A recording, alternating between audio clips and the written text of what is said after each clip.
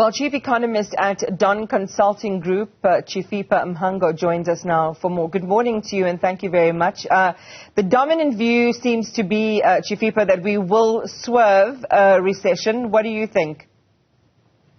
Well, I think if you're looking at some of the data which on the fourth quarter, they were showing some little bit of marginal improvements in terms of the picture that we are seeing.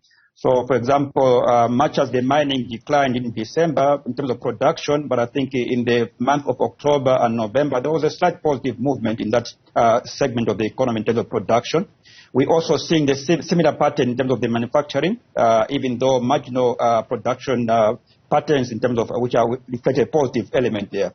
But I think, to me, it's not more around it's actually looking at what figure is actually going to be coming out. So realistically, an economy for the size of the South African environment, we should be expecting that to have the challenges which we have currently, which is on the unemployment rising to 32.1% in the fourth quarter. So anything that demonstrates positive growth should be much more on the higher side than what we're seeing currently. So I think there's still major concerns in the South African economy in terms of the projection with regard to growth patterns in the domestic.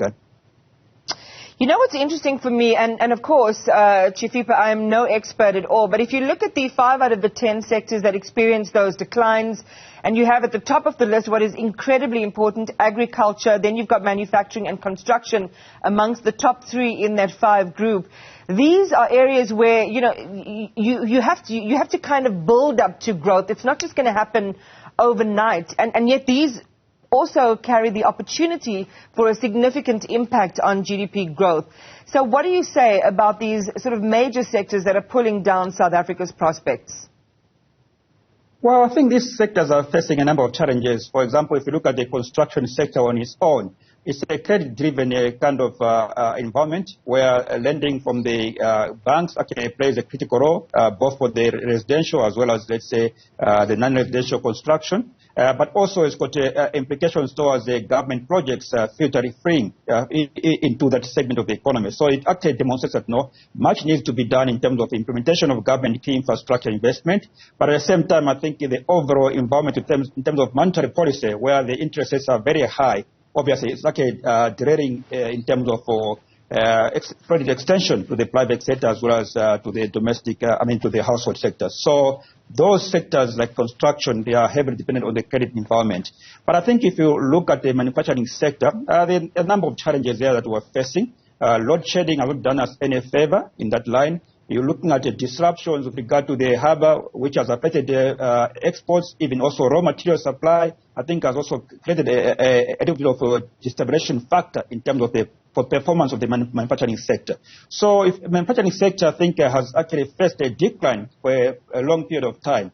We are now, it's a sector which is only contributing about 11.4% to the GDP of the South African economy, when it used to contribute over almost close to 25% in the period of 1994, thereabout. So I think it tells you the picture that these sectors are really facing a trend where the decline in terms of its contribution to the GDP is really concerning. But also not only that, if you're looking at the labor absorption rate in these sectors of the economy, which has always been on the higher scale, the more the decline in terms of production, obviously, the more the levels of unemployment also increase in the South African economy. So we have seen that picture actually emerging in the fourth quarter, where unemployment actually increased to 2.1%.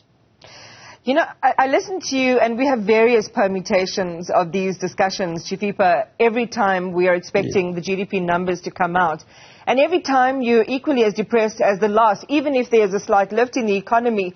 The reality is that our growth projections, and we have been discussing this for a while, not even breaching the 1 to 2% mark. That is akin to having no growth effectively. There's stagnation in the economy. Something radical needs to happen. What do economies like ours have with the similar problems, both historical and contemporary, that South Africa faces? What are our options? Well, I think if you look at the historical patterns, if I can mention some few key examples, you will see that the South African economy between 2006 to 2010, the growth patterns was on average above 5%. And what was leading that growth was actually the construction sector, the government projects, which were driven mostly by the World Cup 2010 Soccer World Cup projects. There was massive investment in serious infrastructure supporting the World Cup. And during that time, obviously, the key segments of the manufacturing sector, some of the sectors which supply into the construction sector were at advantage in terms of growth patterns. For example, the steel sector, the cement industry, all those that feed into the construction sector were actually growing even on average above 10%. So you actually see that ever since 2010 projects were actually more or less like completed, there has not been massive investment in the South African economy since then. And you're also seeing that the patterns of growth in the economy has also been on the decline. So we have never grown above 5% since 2010, which is a reflection that infrastructure plays a key role in terms of growth pattern in the economy. If you look at some of the major economies where infrastructure emphasis is very prominent, you will see that those economies, in terms of the composition of the gross fixed investment in the economy, is much more higher in percentage terms. For instance, countries like China, you are looking at over 30% of GDP, gross fixed investment to GDP. In South Africa here, we've never grown, we have never had that ratio of above 20% for years to date. So I think that is a general concern. But also we need to look at what are the challenges we are facing in the manufacturing sector. Why is the manufacturing sector declining? You look at the energy cost challenges. You look at the transport cost challenges. All those factors, I think, they are actually derailing the progress of the South African economy. So there has to be intervention from the government in terms of how those elements of the structural concerns in the economy are actually emerging.